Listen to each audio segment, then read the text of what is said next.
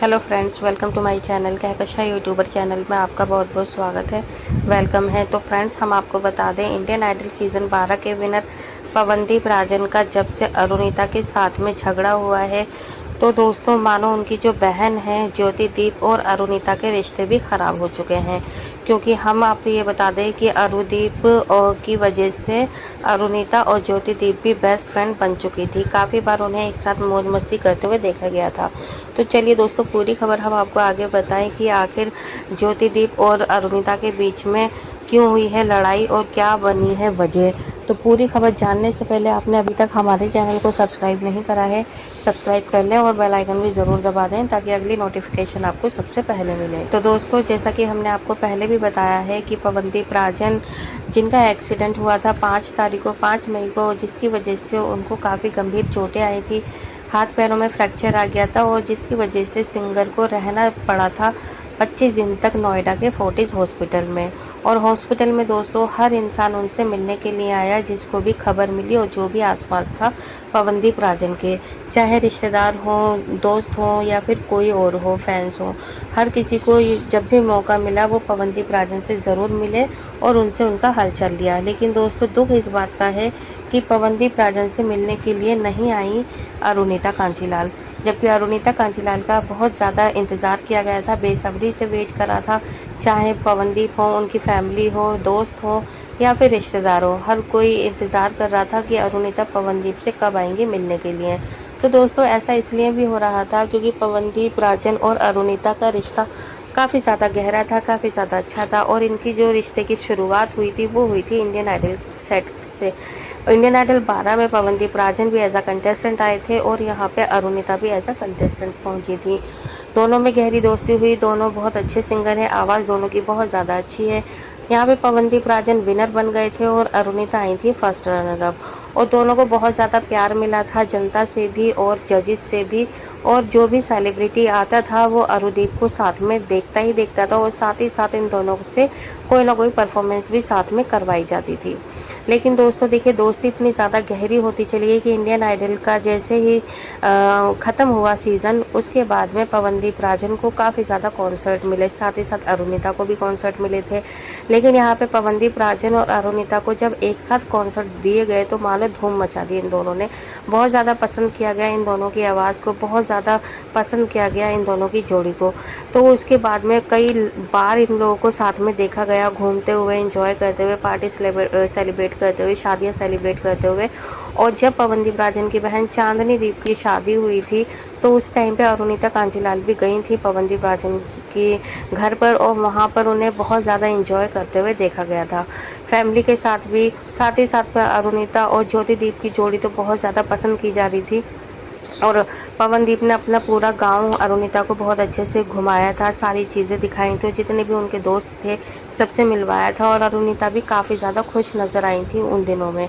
तो दोस्तों, पवनदीप की और अरुणिता की दोस्ती तो खैर इंडियन आइडल 12 के सेट पर हुई थी, लेकिन ये दोस्ती इतनी ज़्यादा बढ़ गई थी कि पवनदीप अरुणिता को अपनी बहन की शादी में बुलाया, वहाँ पे पूरा अच्छे से मिलवाया पूरी फैमिली से, और पूरी फैमिली ने तहे दिल से उनका वेलकम करा था, स्वागत किया था और बिल्कुल फैमिली की तरह उन्हें रखा, बहुत ज़्यादा प्यार दिया।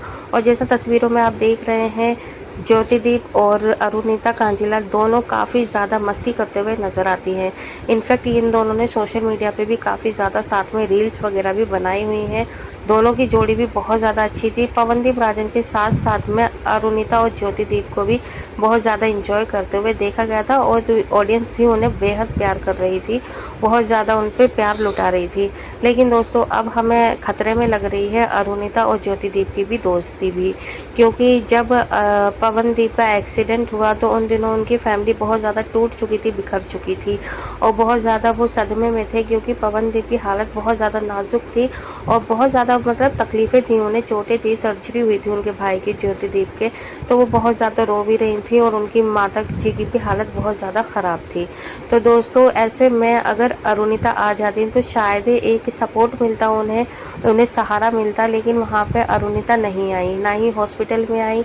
फिर सबने उम्मीद की चलिए हॉस्पिटल में नहीं आई, क्योंकि अरुणिता के उन दिनों काफ़ी ज़्यादा इवेंट्स वगैरह भी हो रहे थे और वीडियो शूट वगैरह भी हो रही थी, जिसकी एक वीडियो उनकी आई भी थी, सॉन्ग आया था इश्क मुबारक 10 तारीख को, 10 मई को। तो सबने ये मान लिया था कि शायद वो उन चीज़ों में बिज़ी होंगी तो वो हॉस्पिटल नहीं पहुंच पाई। लेकिन सबको ये उम्मीद थी कि पवनदीप राजन जब हॉस्पिटल से डिस्चार्ज हो जाएंगे तो क्या पता अरुणिता उनसे अब उनके घर पर ही जाएं।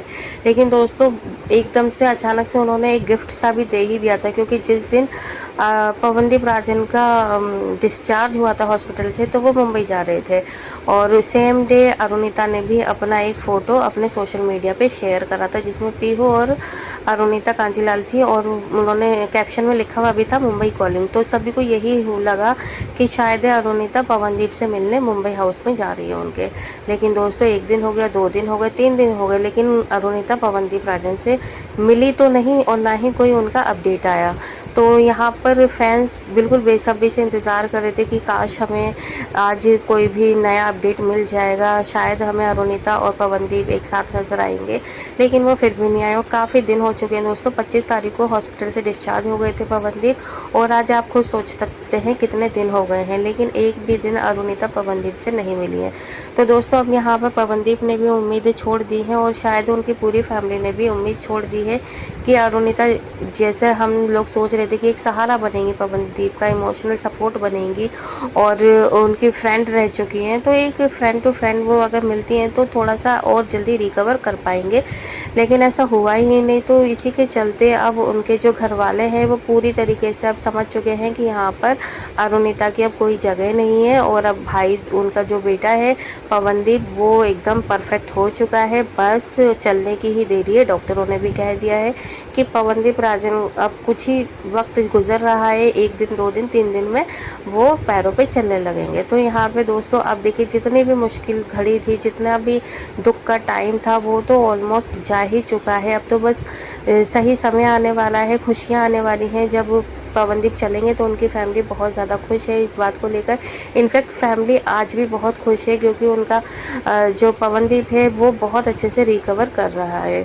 तो दोस्तों यहाँ पर अब पूरी फैमिली ने इंतज़ार भी ख़त्म कर दिया है, साथ ही साथ में शायद अब अरुणिता कौन थी क्या थी अब ये लोग उसको भूलना भी चाहते हैं।